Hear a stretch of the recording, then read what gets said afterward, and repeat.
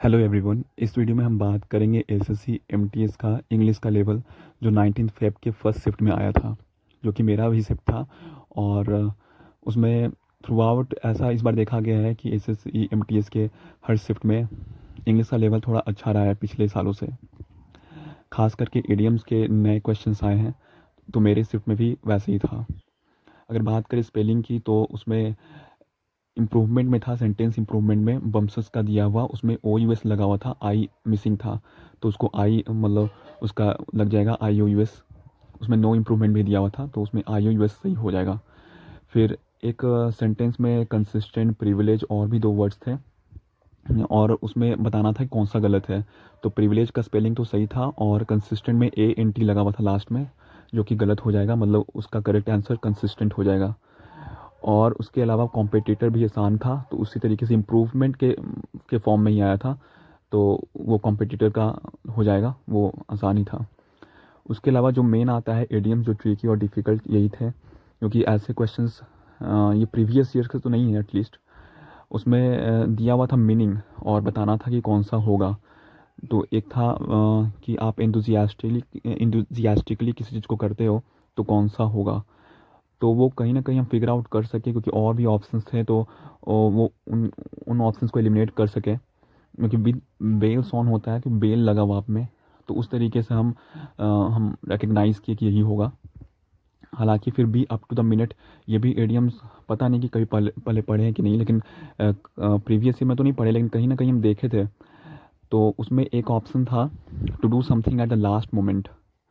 तो शुरू में तो इसी इसी को मार्क किए थे, उसके बाद हम रिकॉल किए कि नहीं, एक्चुअली होता है कि उसमें एक ऑप्शन था, to be as current as possible, मतलब किसी चीज़ को होना या करना जितना जल्दी हो सके, तो इसका यही होगा। तो हम इसके साथ गए और वो मेरा सही हुआ। और एक था कि आप मीनिंग दिया हुआ था कि आप कोई एक्सपीरियंस लेते हो, स्किल सीखते हो bye experience in life, rather than कि आप फॉर्मल एजुकेशन कहीं जाकर लेते हो। तो उसका ऑप्शन, उसमें ऑप्शन था elixir of life, university of life, walk of life. Walk of life को तो एलिमिनेट कर दिए, क्योंकि वॉक ऑफ लाइफ तो होता है वो ऑक्यूपेशन से उससे कनेक्टेड है। यूनिवर्सिटी ऑफ लाइफ को भी हम एलिमिनेट कर दिए, और एलिक्सिर ऑफ लाइफ के साथ गए। इसका करेक्ट आंसर हाउएवर ये यूनिवर्सिटी ऑफ लाइफ ही होगा। तो ये हम नहीं सोचे थे, तो ये मेरा गलत हो गया। इसके अलावा दो इडियम्स और थे, लेकिन ये सेंटेंस इम्प्रूवमेंट के फॉर्म में थे, जिसमें ये उल्टा लिखा हुआ था। जैसे running with the hound and hunting with the hare था, तो इसमें नो इम्प्रूवमेंट था। एक में ऑप्शन था कि dining with the hare and hunting with the hound, एक में था dancing with the hound and hunting with the hare, ऐसी था। और एक में था running with the hare and hunting with the hound, जो कि करेक्ट होगा। तो वो थोड़ा बहुत मेरा टाइम लगा, वो हम बार बार बहुत ज़्यादा सोचने पे फिर इस तरीके से फिगर आउट किए कि जो हाउंड होता है, कहीं ना कहीं पता था हाउंड वाइल्ड डॉग्स होते हैं जो कि हंटिंग के लिए जाने जाते हैं, तो उस तरीके से हंटिंग को हम हाउंड के साथ किए। और हेयर जो होता है वो तो आ, वो रैबिट से एसोसिएटेड है, तो इसके साथ गए, जो कि मेरा ये भी करेक्ट हुआ। और एक था ये भी इम्प्रूवमेंट के फॉर्म में इडियम ही था, जो हैंगिंग बाय अ थ्रेड होता है। इसका मतलब होता है आप जब डिफ़िकल्ट सिचुएशन में होते हो, डेंजरस सिचुएशन होते हो, ऑलमोस्ट कोलैप्स करने पे होते हो, तो वो होता है। तो यहाँ पे लिखा हुआ था हैंगिंग ऑन अ थ्रेड, और उसको इम्प्रूव करना था। तो उसमें नो इम्प्रूवमेंट भी था, और भी दो ऐसे ऑप्शन थे, और उसमें था हैंगिंग बाय अ थ्रेड। तो हैंगिंग बाय अ थ्रेड करेक्ट होगा, तो वो हो जाएगा उसका। उसके अलावा फिक्स पेपर आसान थे।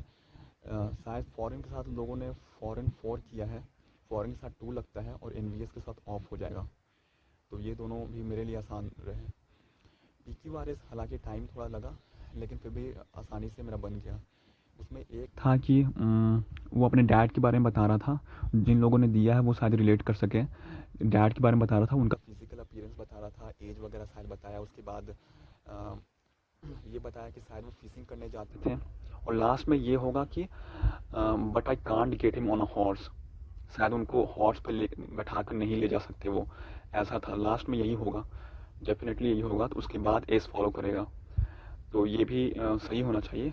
और पिछली बार इसका कह नहीं सकते, श्योर तो कोई नहीं कर सकता, लेकिन और भी जो एक था वो भी मेरा होपफुली मेरा सही होना चाहिए। और सिनोनिम्स 4 लगता थे टोटल, सिनोनिम्स एंटोनिम्स मिला के। ग्रीन का याद है हमको, तो ग्रीन का हो जाएगा स्माइल, अम्यूजिंग का बोरिंग हो जाएगा एंटोनिम में। और 2 थे जो कि आसानी थे। और OWS में one who spends too much, तो इसमें ऑप्शन था एक जेनरस और एक था स्पेंडथ्रिफ्ट, जो स्पेंडथ्रिफ्ट हो जाएगा। और using too many words to say something simple का हो जाएगा। तो शुरू में तो हम मार्क किए थे हाइपरबोल। हाइपरबोल होता है जिसका मतलब होता है कि आप किसी चीज़ को एग्जैजरेट करके बताते हो तुम। तो कहीं ना कहीं कंफ्यूजिंग था क्योंकि बहुत टाइम से हम ये देखे नहीं थे। तो उसके बाद सर्कमलोकेशन, फिर हम बाद में इसको मार्क किए क्योंकि फिर हम रिकॉल किए कि नहीं यही सर्कमलोकेशन होता है, जो कि आप किसी चीज़ को बहुत ज़्यादा यूज़ करते हैं, घुमा फिरा के बोलते हैं। तो इस तरीके से ये सर्कमलोकेशन हो जाएगा करेक्ट आंसर। और पैसेज तो बहुत ही ज़्यादा आसान था, और जो ऑप्शंस भी थे बहुत ही absurd ऑप्शंस थे, मतलब आसानी से कोई भी बिना पढ़े भी आई थिंक बना लिया होगा। मतलब बहुत ही आसान था ऑप्शंस। तीनों जो ऑप्शंस थे बहुत ही एक ही समान थे, और एक जो था वो अलग लग ही रहा था। तो पाँचों आराम आराम से बन गया था। तो ये मॉडरेट शिफ्ट कर सकते हैं इंग्लिश का।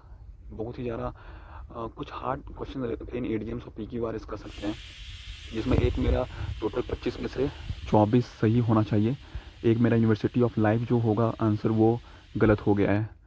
तो अभी तक तो और सब मेरा सही ही है। अगेन शायद PQR इसका पता नहीं, कह नहीं सकते। तो ऐसे तो हमको लग रहा है वो सही होगा। तो अगर आपको ही पता है कि आपका कितना सही है तो आप कमेंट कर सकते हैं। बाकी यही था इसके बारे में।